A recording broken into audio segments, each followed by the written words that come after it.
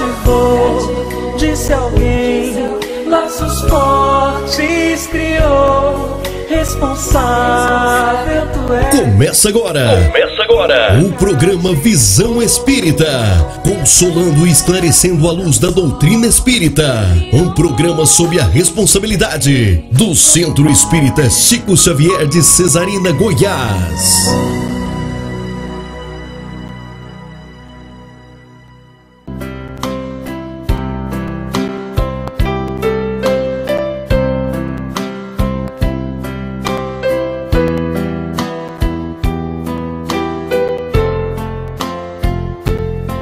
Deus, nosso Pai, que tendes poder e bondade, dai força àquele que procura a verdade.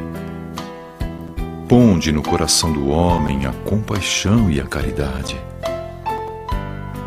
Deus, dai ao viajor a estrela guia, ao aflito a consolação, ao doente o repouso.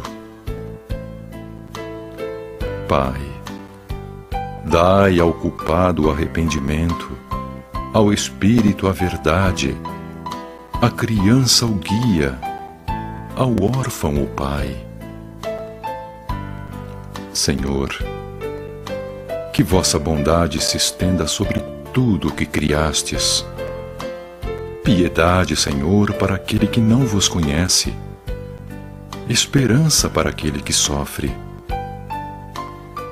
Que vossa bondade permita aos Espíritos Consoladores derramarem por toda a parte a paz, a esperança e a fé.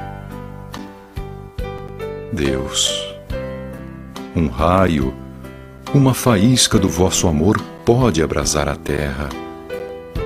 Deixai-nos beber nas fontes fecundas e infinitas, e todas as lágrimas secarão, todas as dores acalmar-se-ão. Um só coração, um só pensamento subirá até vós, como um grito de reconhecimento e amor. Como Moisés sobre a montanha, nós vos esperamos com os braços abertos. Ó poder, ó bondade, ó beleza, ó perfeição. E queremos de algum modo alcançar a vossa misericórdia. Deus, dai-nos a força de ajudar o progresso a fim de subirmos até vós. Dai-nos a caridade pura, dai-nos a fé e a razão. Dai-nos a simplicidade que fará das nossas almas o espelho onde se refletirá a vossa imagem.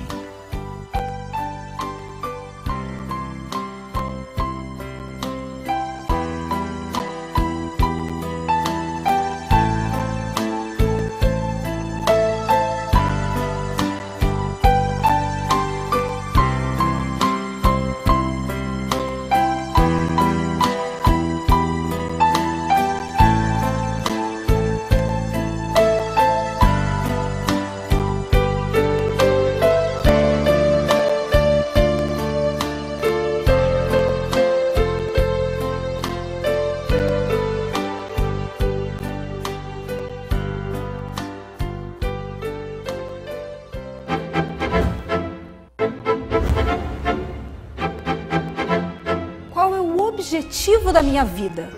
Todos fazemos essa pergunta em algum momento. Neste programa, vamos abordar o tema Os Objetivos da Vida. Faz mais sentido cuidar apenas da vida material? Ou precisamos dar mais atenção para a vida espiritual? Muitas pessoas se perguntam qual o objetivo da vida? E as respostas a essa pergunta variam de idade para idade, de momento em que nós vivemos. Para a maioria das pessoas, é usufruir o máximo que os prazeres terrenos possam apresentar. Na medida em que a vida prossegue, se desenvolve, a gente percebe que tem sede de mais coisas. Segundo os filósofos contemporâneos, o sentido da vida hoje seria nós termos um ideal. E nesse caso, para o espírita, a busca da espiritualização, o processo evolutivo que o espírita já tem noção e que agora já está realmente nessa procura de algo melhor. O objetivo da encarnação é o progresso, é a conversão dos valores materiais para valores transcendentais. Porque na vida de todos nós há lutas, desafios, há sofrimentos, provas, crises. E quando nós passamos por esses momentos, a gente começa a se questionar realmente o que vale a pena. Por que vivemos? Para que vivemos? De onde viemos? Essas perguntas que o Espiritismo consegue com muita clareza nos abrir filosoficamente, nos situando dentro da vida, nos contextualizando dentro da vida, faz-nos entender que estamos num corpo, entre o berço e o túmulo, num segmento dentro da grande vida. E Allan Kardec, ele faz um questionamento muito interessante quando ele, no Livro dos Espíritos, quando ele diz que a nosso objetivo da vida é buscar a felicidade e que nós só seremos felizes quando praticarmos as leis de Deus, quando praticarmos as leis naturais. Porque muitas pessoas, depois de conseguirem o seu emprego, depois de conseguirem o seu casamento, depois de terem os seus filhos, estarem na classe social que almejaram, percebem que não são tão felizes assim quanto imaginavam. Depois de adquirirem os seus objetivos, atingirem os seus objetivos, elas percebem que está faltando alguma coisa. E o que está faltando? É o momento em que a gente é convidado pela vida a olhar um pouquinho para dentro. Será que não está faltando alguma coisa interior? Será que a vida não tem um propósito superior? Esse sentido da vida é também um momento de reflexão. Quando a pessoa, passando por sofrimentos, passando por muitos problemas, começa a se perguntar o porquê dessas coisas, o porquê dos acontecimentos e buscando aí uma resposta. Vai encontrar o real sentido da vida, que é da maior importância para o nosso progresso, para o nosso processo evolutivo. Para a doutrina espírita, importa considerar, é só esta vida ou é a vida em seu sentido, até diríamos, infinito? Não podemos estar no corpo e levarmos a vida de qualquer jeito, como quem leva com a barriga. Há que termos uma filosofia de vida. Ninguém reencarna para não fazer nada. A reencarnação tem sim como objetivo o aprimoramento. E o aprimoramento só acontece no desenvolvimento das virtudes, das qualidades morais que todo espírito é capaz. Posição social, salário, os bens materiais, certas conquistas, elas são importantes, são valiosas, nós devemos buscá-las, devemos alcançá-las, mas elas são instrumentos para a construção de algo muito mais valioso dentro de nós mesmos. É nesse momento, quando a pessoa atinge esse estado de maturidade, que ela começa a pensar nas questões espirituais da vida. Se nós estamos nessa constante busca do melhor, é claro que o sentido da vida se amplia, os horizontes já são muito mais amplos e nós nos situamos como criaturas que estão nessa busca constante de elevação, de conseguir vencer a si mesmos. Conviver com o ideal, abraçar uma causa, ter um compromisso, ou seja, engajar-se. Então, esse engajar é uma forma de nós nos preenchermos, não é? E nos realizarmos como existentes. Vemos muitos pais dizendo assim, eu não vou colocar filho na vida, esse mundo está tão cão. E vejo outros dizerem, eu preciso colocar filhos na vida para transformar esse mundo cão. Qual é a nossa contribuição no mundo? Qual é a nossa missão existencial? Isso a filosofia espírita nos ajuda a pensar e nos ajuda a balizar para que o nosso comportamento ele possa estar apontando na direção da felicidade e não só do sucesso. É claro que sempre haverá a angústia, a insatisfação, a depressão. Quando nós encontramos esse sentido, quando nós nos conscientizamos de que somos espíritos em caminho para a nossa condição de imortalidade, é claro que a vida terrena passa a ser muito melhor. Todas as aquisições materiais são instrumentos para a realização de algo. Muitas vezes alguém nasce no mundo com muitos recursos materiais porque ele traz uma missão de proporcionar o progresso. Cabe a ele a tarefa de gerar o progresso da comunidade na qual ele está inserido. E ele deve cumprir essa missão com a maior seriedade e com a maior dedicação possível, levando o progresso material, o desenvolvimento da sua comunidade, cumprindo a sua missão. O que ele não pode é se encantar com o instrumento e esquecer da tarefa. Toda pessoa que vive exclusivamente para os assuntos de ordem material se afasta dessas situações melhores, que é o assunto de ordem espiritual, e passa realmente a ficar muito aflita, porque a vida material faz tantas exigências, estabelece tantos compromissos, que o espírito ele se desarranja, ele fica realmente em uma situação de desconforto de ordem espiritual. Porque quando alguém na sua família tem um câncer, uma doença terminal, quando ela perde alguém que ela ama, quando ela perde um emprego, ou quando ela perde bens materiais, ela enfrenta alguma dificuldade, essa criatura fica muito frágil, porque ela depositou todos os seus valores, todas as suas esperanças, todos os seus propósitos em questões que são passageiras, que são variáveis. Então a gente vê multidões, o próprio André Luiz comenta isso, multidões que encarnam e desencarnam do mesmo tamanho, estacionários. O Espiritismo nos ensina que ninguém retrograda, ninguém volta para trás no processo evolutivo. Mas estacionar, há multidões estacionárias. A pessoa não acordou ainda para o objetivo da vida, não tem um sentido espiritual de sobrevivência do espírito, de continuidade da vida no mundo espiritual, vive materialmente. É extremamente difícil conceber a vida que nós temos hoje sem acreditarmos numa vida espiritual, sem acreditarmos num planejamento superior, sem acreditarmos na ideia de reencarnação. O que é que nós estaríamos fazendo aqui? Para que passar por tanta dificuldade, por tanto sofrimento, trabalhar tanto, correr tanto, se esforçar tanto, se quando a gente morrer, acaba tudo, enterra e pronto. Então, não acreditar nessa vida posterior, não acreditar na possibilidade de reencarnação, tira o sentido da vida e o objetivo de tudo isso. Porque tudo que é material se desgasta e se transforma. Tudo está em renovação. Eu me recordo, por exemplo, da minha cidade natal. Quando você volta para a cidade, você tem uma imagem da cidade que você nasceu e você vai lá fazer uma visita depois de 30, 35 anos, você vê que a cidade mudou completamente. Aquela cidade natal que você imaginava da sua infância não é mais a mesma, né? Eu, às vezes, me olho no espelho e vejo como que está mudando tudo, né? O corpo vai envelhecendo, tudo se transforma. Tudo na vida material é um convite à renovação.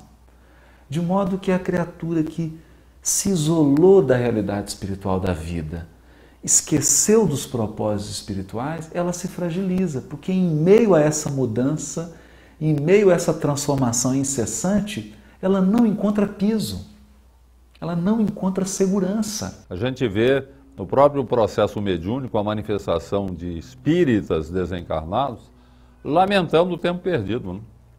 O cidadão, de repente, ele tinha uma visão tão objetiva das realidades da vida, os porquês da vida, e ele se perdeu no meio do caminho, voltado para atividades essencialmente materiais, né? Procurando coisas que ele vai ter que deixar quando ele retornar à espiritualidade, esquecendo-se da recomendação fundamental de Jesus, que nós devemos buscar aqueles tesouros que as traças e a ferrugem não corroem, nem os ladrões roubam, aquele tesouro que é formado por valores espirituais, intelectuais, é o nosso crescimento. Se você não vive assim, você está tendo um sentido materialista de vida. É o que acontece, infelizmente, com a maior parte das pessoas. Então é preciso reconectar-se com esses propósitos interiores, voltar a enxergar um sentido espiritual da existência e entrar em contato novamente com essa força interior que é a única capaz de nos sustentar nos momentos desafiadores da existência. Vamos fazer um intervalo e logo voltamos para discutir os objetivos da vida. Fique conosco!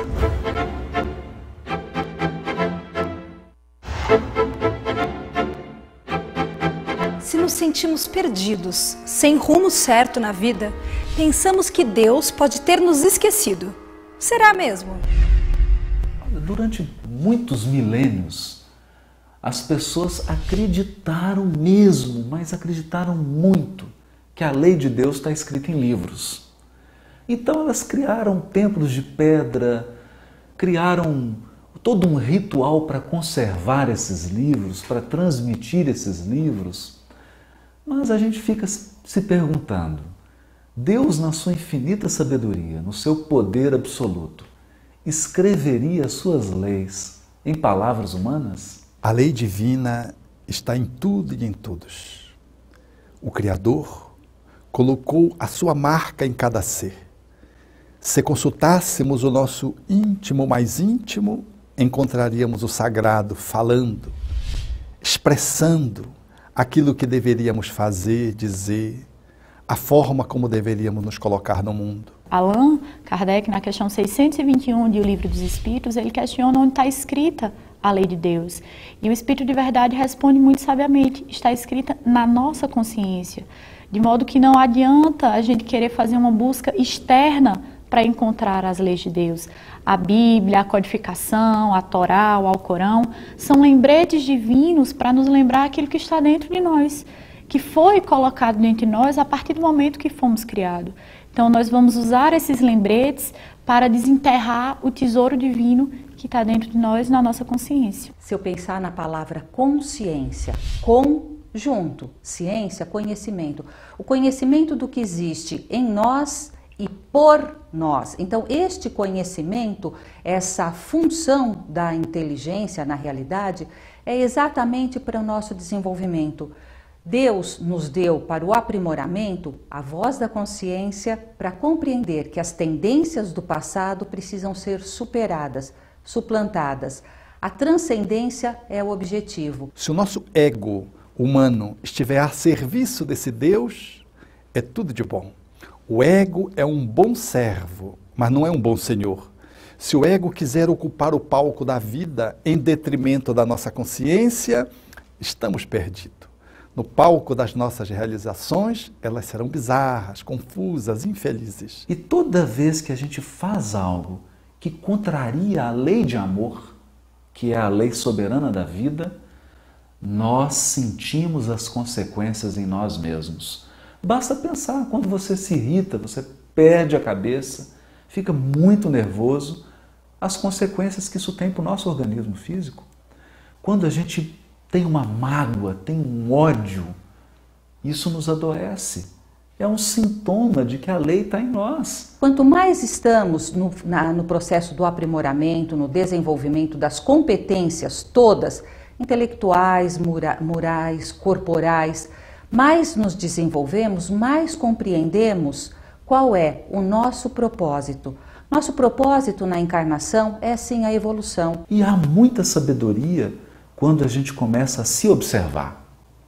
Observar aquilo que nos faz mal, aquilo que nos faz bem, aquilo que traz felicidade, que traz harmonia e aquilo que traz tristeza, depressão, ódio, inveja. Deus, essa amorosidade que se expressa através das suas leis, fazendo valer o nosso critério evolutivo pelas escolhas que fazemos.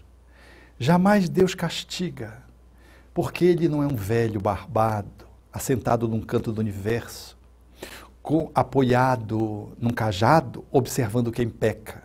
Isso é uma visão mítica. Então Deus não pune, Deus educa, Ele ensina, Ele dá oportunidades para que a gente erre e corrija. tenha experiências e enriqueça o patrimônio da nossa alma. Quando a gente começa a pensar assim, Deus deixa de ser um rei que manda as pessoas para o calabouço e passa a ser um parceiro estratégico.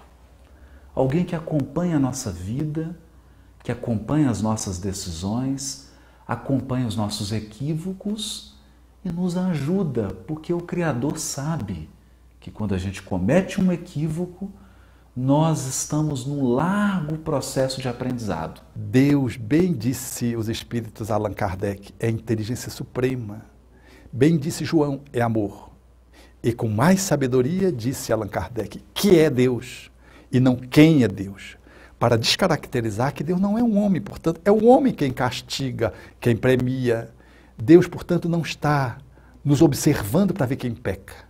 Deus é o amor, que nos criou por amor, e deixa que por amor nos coloquemos no mundo. Ele nos dá o livre-arbítrio para que a gente possa escolher o que nós queremos e o que nós desejamos passar. E ele também nos deixa sofrer, não no sentido de punição, mas que nós consigamos entender os erros praticados. Se eu imprimo uma velocidade inadequada num veículo e perco o controle do veículo, eu não fui castigado por Deus. Eu simplesmente experimentei a consequência de uma decisão, a consequência de uma ação. E isso pode ser trágico. Eu posso perder a minha vida por conta de uma decisão. Aliás, uma decisão de 2 segundos pode trazer consequências de 1000 anos.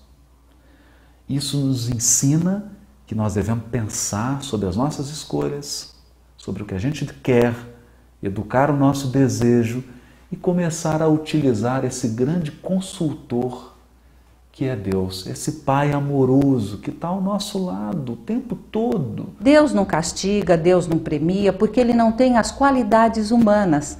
Estes sentimentos nos pertencem. Deus, infinitamente justo e bom, nos oferece oportunidade para evolução. Isso também os bons espíritos. A todo momento que nós fizermos uma prece sincera e pedir ajuda aos benfeitores espirituais, ou guia espiritual, ou anjo da guarda, ele sempre nos auxiliará e nos inspirará para que nós possamos retomar o caminho que por ora nós saímos.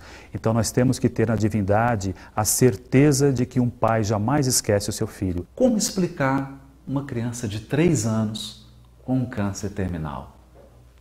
Como explicar alguém que nasce com paralisia cerebral? Como explicar alguém que fez tudo certo? Uma pessoa honesta, digna, previdente, ele fez tudo certo, mas ele perdeu todo o seu patrimônio. A reencarnação, ela facilita para a pessoa uma compreensão do sentido, da finalidade, do objetivo da vida terrena. É nesse momento que a gente percebe que uma vida é pouco. Uma vida é insuficiente para explicar a complexidade da existência.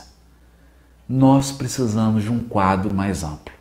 E esse quadro mais amplo são as vidas sucessivas. Quando nós sabemos que esta vida é uma passagem, é um momento do eterno, nós modificamos os nossos valores, a nossa visão, a nossa concepção existencial. Quanto mais desenvolvemos a nossa inteligência, a nossa competência, a nossa consciência, mais fazemos a conversão de valores materiais para valores transcendentes. É da lei natural a lei de evolução. Então todos nós iremos evoluir. Evolui-se pela dor? Também. A proposta é que só pela dor se evolua? Não. A evolução, o progresso espiritual deve acontecer pela aprendizagem. Aprender é superar a ignorância, a limitação e atingir um estado mais evoluído. Isso acontece pelo esforço, isso acontece pelo compromisso, isso acontece pela seriedade. A dor faz parte quando deixamos de cumprir as nossas tarefas. A partir daí, a reencarnação, é claro, é para cada criatura a possibilidade do perdão divino, a forma com que Deus nos possibilita o recomeço para corrigirmos os erros do passado e os de hoje. O que o Espiritismo ainda tem a dizer sobre esse assunto, você fica sabendo depois do intervalo.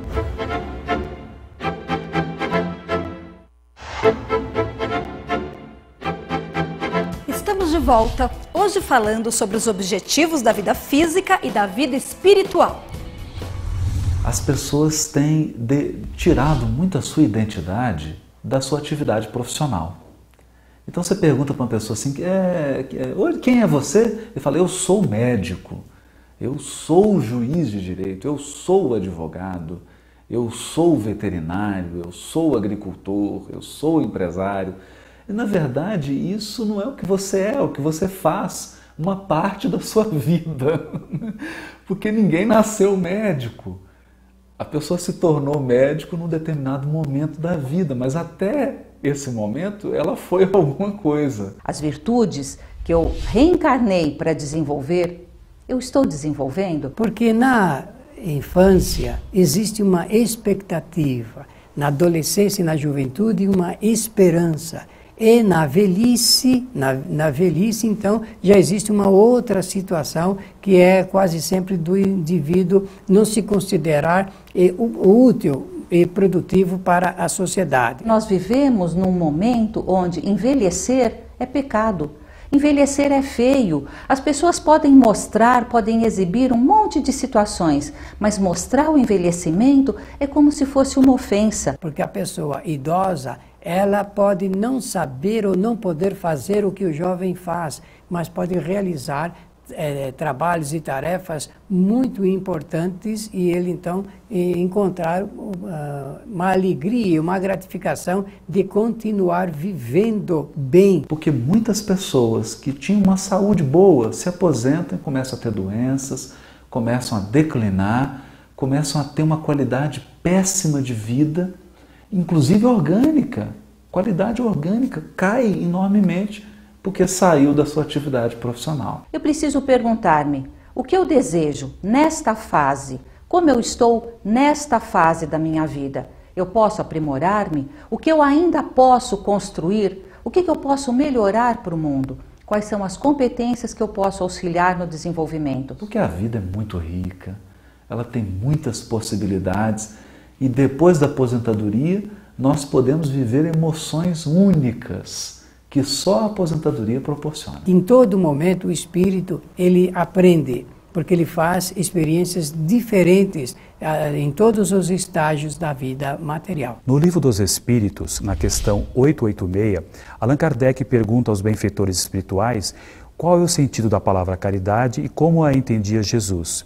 E a resposta dos benfeitores é a seguinte: benevolência para com todos, ou seja, querermos bem a todas as pessoas, indulgência para com as falhas alheias, se eu erro, uma outra pessoa também erra, e perdão das ofensas. Quando conseguimos entender que nós não estamos nessa vida só e que nós precisamos do outro para evoluir, que nós estamos juntos no mesmo barco, em busca de uma evolução, em busca de um bem maior, nós vamos entender que fazer o bem para o outro, praticar a caridade, praticar o amor, não é algo que vem por obrigação, mas é algo que preenche o nosso ser e que é algo que surge naturalmente. Auxiliar o outro é auxiliar a nós mesmos. O resumo de tudo que Jesus nos ensinou é o amor.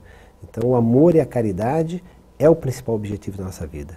Ou seja, aprender a amar e viver praticando a caridade, fazendo para o outro aquilo que gostaria que o outro fizesse para nós, amando o próximo como a nós mesmos. Amparar aquele que sofre, nós estamos amparando a nós mesmos. Então, sem a caridade, Allan Kardec disse, não há salvação. Sem a prática do bem, sem a prática do amor, indistintamente, seja a quem for, nós não conseguiremos ter um objetivo para a vida e para superar essas dificuldades. É através da dor do outro, do sofrimento do outro e da alegria do outro também que nós vamos nos reorganizando, nos reenergizando e superando os obstáculos diários. São as virtudes que nos farão progredir do mundo de expiação para o mundo de regeneração, onde a fraternidade, a solidariedade possam imperar.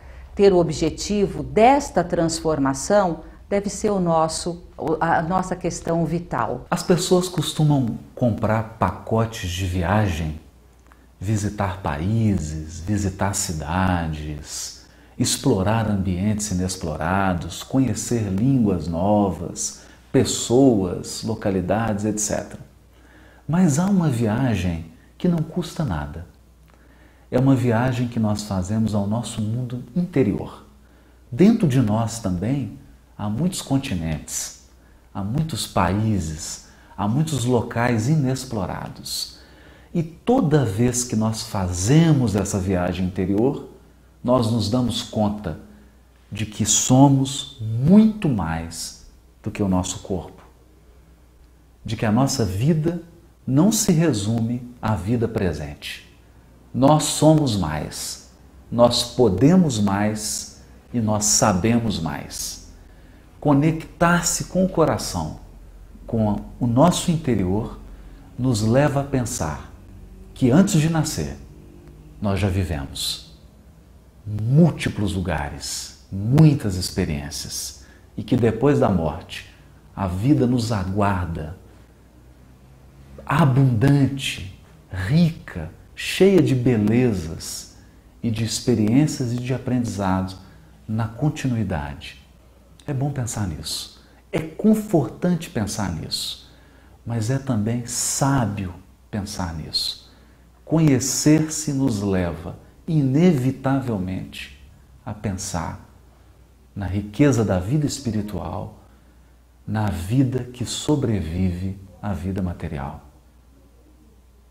Vale a pena refletir nisso, vale a pena fazer essa viagem. E o melhor de tudo, não custa nada. Evoluir é nosso destino, até chegarmos à perfeição relativa através da compreensão das leis divinas. Ficamos por aqui.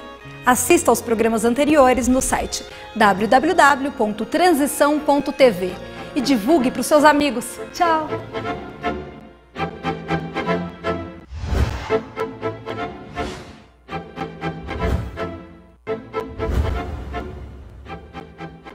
Segredo da saúde.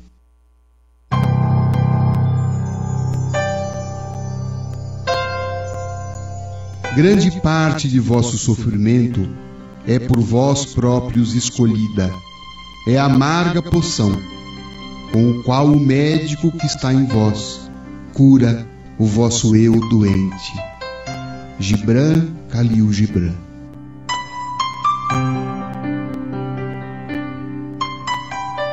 Quanto mais enfermo você estiver, maior a necessidade de romper com uma série de comportamentos danosos que têm se permitido ao longo do tempo. Ninguém adoece do dia para a noite. Ninguém vai dormir feliz e acorda depressivo. Ninguém vai para a cama com saúde e acorda com câncer. Tramamos nossas próprias doenças mediante desequilíbrios que se sucedem no tempo. Cometemos pequenos suicídios todos os dias. Interrompe esse ciclo, acumulando dias saudáveis em sua existência. Saiba que a vida é acumulativa. Vale dizer, o que hoje nos sucede de bom ou ruim é o resultado de ações que se acumularam ao longo do tempo. No campo dos cuidados com o nosso corpo, porém, muitas vezes temos mais desculpas que esforços em favor da preservação da saúde. Inventamos 1000 justificativas e adiamos sempre as atitudes que nos garantiriam mais qualidade de vida. Desse modo, nenhuma intervenção espiritual poderá se dar sem que, primeiramente, ocorra em nós uma transformação de nossa consciência sobre as pedras que colocamos em nosso caminho. Quando Jesus ressuscitou Lázaro, que já estava enterrado há 4 dias, pediu primeiramente aos discípulos que retirassem a pedra da sepultura. Ora, por que o próprio Jesus não retirou ele mesmo a pedra?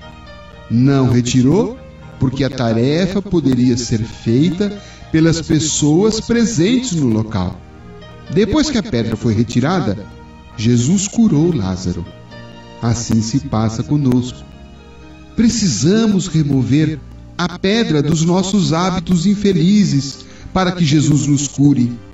O princípio é que nada se altera no mundo sem que algo se mova primeiramente. No campo das enfermidades, isso é muito verdadeiro. Pequenas atitudes felizes, tomadas todos os dias, formam o segredo da saúde e da cura. Faça algo de bom pela sua saúde. Não coloque mais pedras na sua sepultura. Ao contrário, retire-as para que o Cristo o ressuscite da doença. O Mestre está disposto a fazer tudo em seu benefício.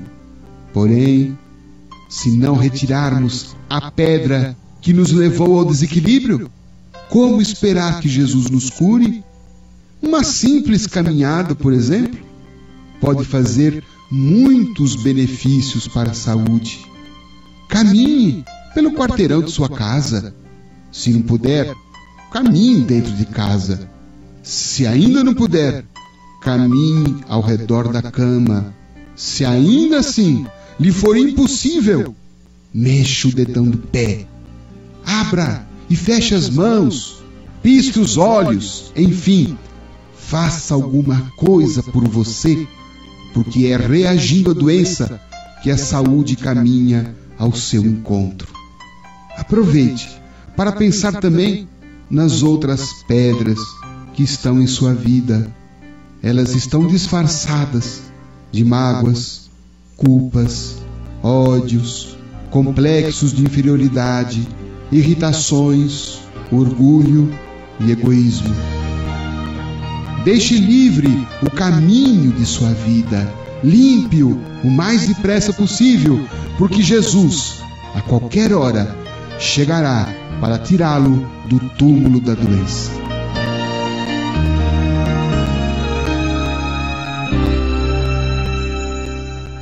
Você está ouvindo programa Visão Espírita. Instruções dos Espíritos: o orgulho e a humildade. Lacordaire. Que a paz do Senhor esteja convosco, meus queridos amigos. Venho até vós para encorajar-vos a seguir o bom caminho. Aos pobres espíritos que outrora viveram na terra, Deus concede a missão de vir esclarecer-vos. Bendito seja pela graça que nos dá de podermos ajudar o vosso adiantamento. Que o Espírito Santo me ilumine, me ajude a tornar compreensível a minha palavra e me conceda a graça de pô-la ao alcance de todos. Vós, encarnados que estáis sob pena e procurais a luz, que a vontade de Deus venha em minha ajuda para fazê-la brilhar aos vossos olhos. A humildade é uma virtude bastante esquecida entre vós. Os grandes exemplos que vos foram dados são tão poucos seguidos. E, no entanto, sem humildade podeis ser caridosos para o vosso próximo? Oh, não! Porque esse sentimento nivela os homens, mostra-lhes que são irmãos, que devem ajudar-se mutuamente e os encaminha ao bem. Sem a humildade, enfeitai-vos de virtudes que não possuis, como se vestisseis um hábito para ocultar as deformidades do corpo. Lembrai-vos daquele que nos salva.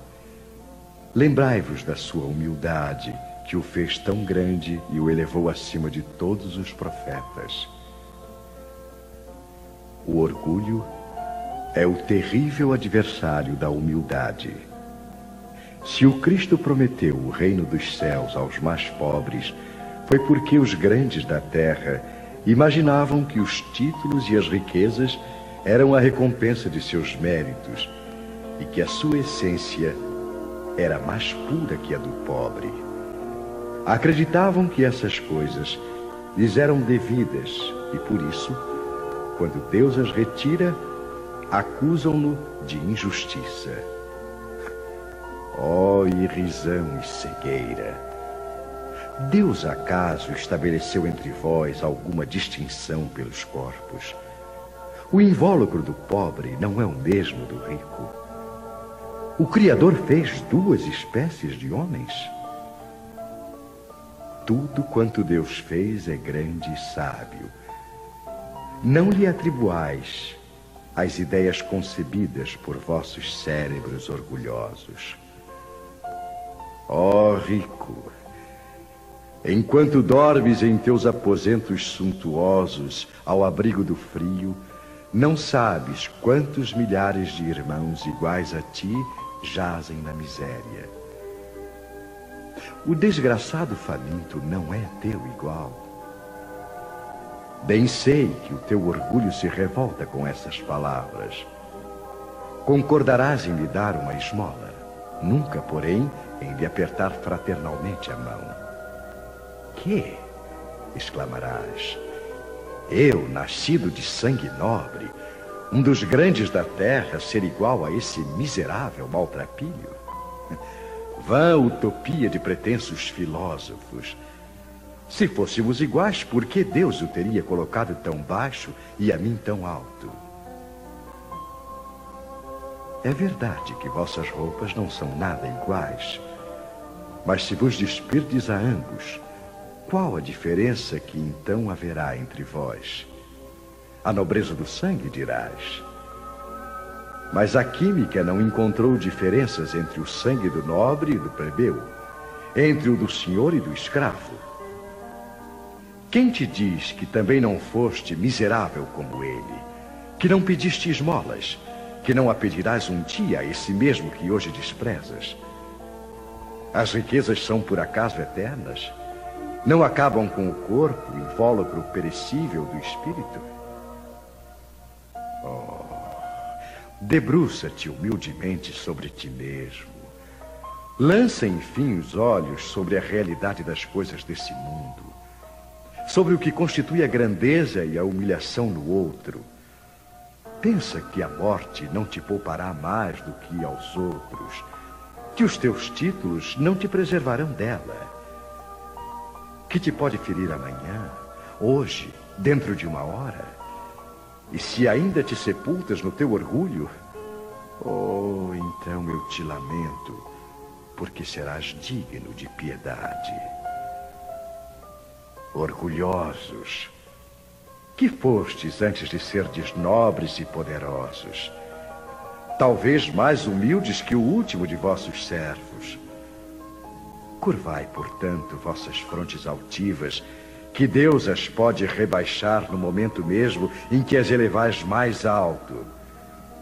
Todos os homens são iguais na balança divina. Somente as virtudes os distinguem aos olhos de Deus. Todos os espíritos são da mesma essência, e todos os corpos foram feitos da mesma massa. Vossos títulos e vossos nomes em nada a modificam. Ficam no túmulo. Não são eles que dão a felicidade prometida aos eleitos. A caridade e a humildade são os seus títulos de nobreza. Pobre criatura, és mãe e teus filhos sofrem. Estão com frio, têm fome. Vais curvada ao peso da tua cruz, humilhar-te para conseguir um pedaço de pão. Oh, eu me inclino diante de ti. Como és nobre, santa e grande aos meus olhos. Espera e ora. A felicidade ainda não é deste mundo. Aos pobres oprimidos que nele confiam, Deus concede o reino dos céus. E tu, que és moça, pobre filha devotada ao trabalho, entregue às privações, por que esses tristes pensamentos? Por que choras? Que teus olhos se voltem piedosos e serenos para Deus. Às aves do céu, Ele dá o alimento. Confia nele, que não te abandonará. O ruído das festas, dos prazeres mundanos, te faz bater o coração. Querias também enfeitar de flores a fronte e misturar-te aos felizes da terra.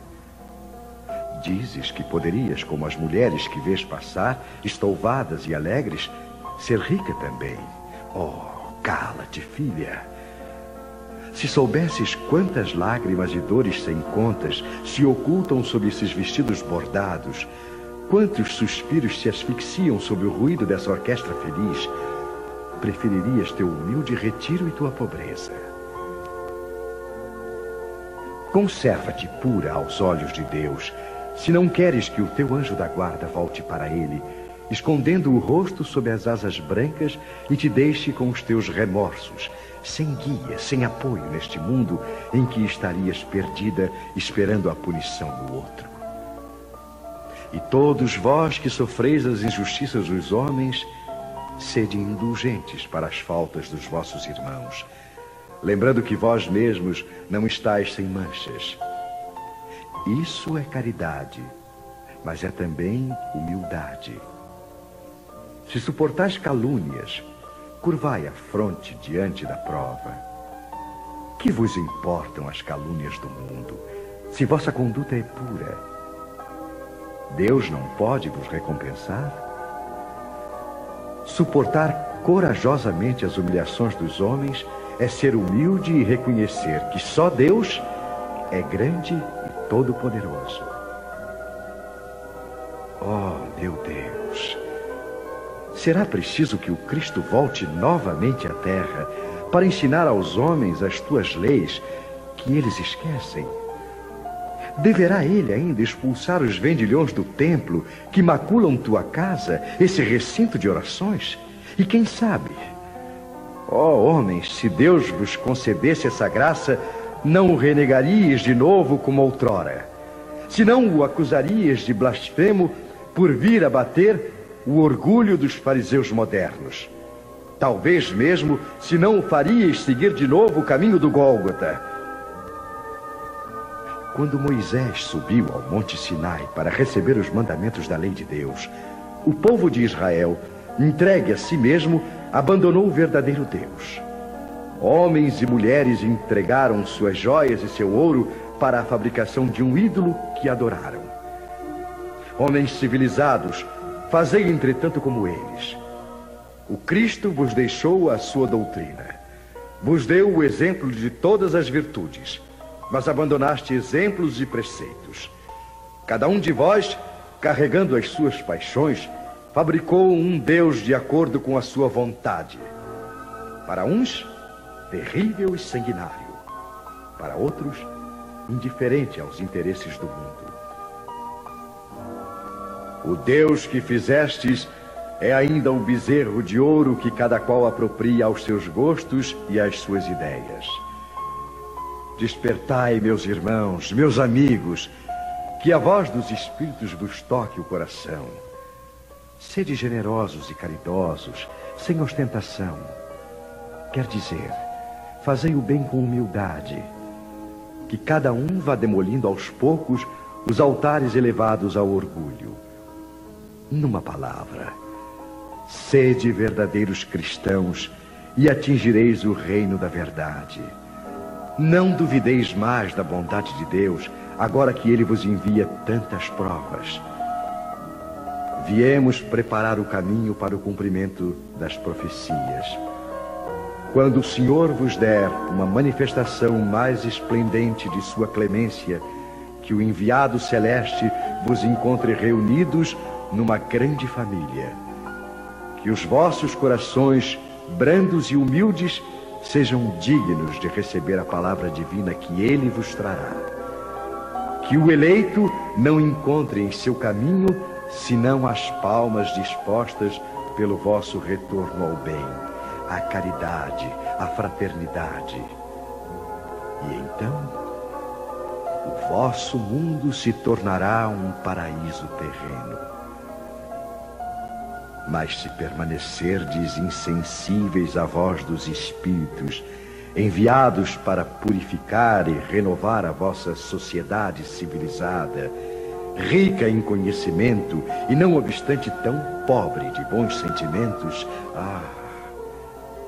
nada mais nos restará do que chorar e gemer pela vossa sorte. Mas não, assim não acontecerá. Voltai-vos para Deus, vosso Pai. E então, nós todos que trabalhamos para o cumprimento da sua vontade, entoaremos o cântico de agradecimento ao Senhor, por sua inesgotável bondade e para o glorificar por todos os séculos dos séculos. Assim seja.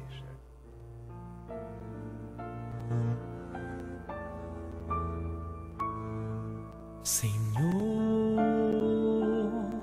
fazei-me um instrumento de vossa paz. Onde houver ódio, que eu leve o amor. Onde houver ofensas, que eu leve o perdão. E onde houver discórdia, que eu leve a união. Onde houver dúvidas, que eu leve a fé. Onde houver erros, que eu leve a verdade. Onde houver desespero, que eu leve a esperança. Onde houver tristeza, que eu leve a alegria. E onde houver trevas, que eu leve a luz.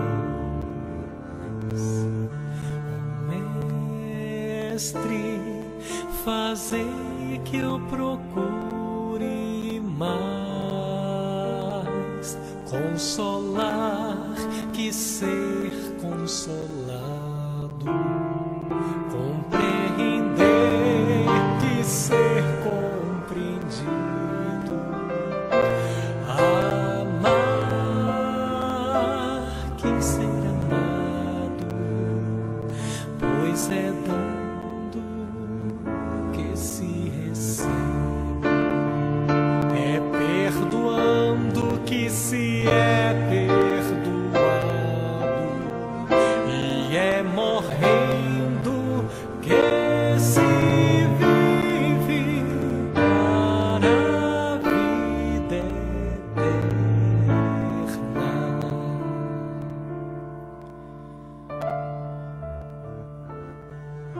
Ó Mestre, fazei-me um instrumento de vossa paz. Onde houver ódio, que eu leve o amor. Onde houver ofensas, que eu leve o perdão. Onde houver discórdia, que eu leve a união. E onde houver dúvidas, que eu leve a fé. Onde houver erros, Mestre amado, que eu leve a verdade. Onde houver desespero, a grandeza da esperança. E onde houver tristeza, a tua doce alegria. E onde houver trevas, que eu leve a luz. Ó Mestre, fazei que eu procure mais consolar que ser consolado, compreender que ser compreendido, amar que ser amado, pois é dando que se recebe, é perdoando que se é perdoado, e é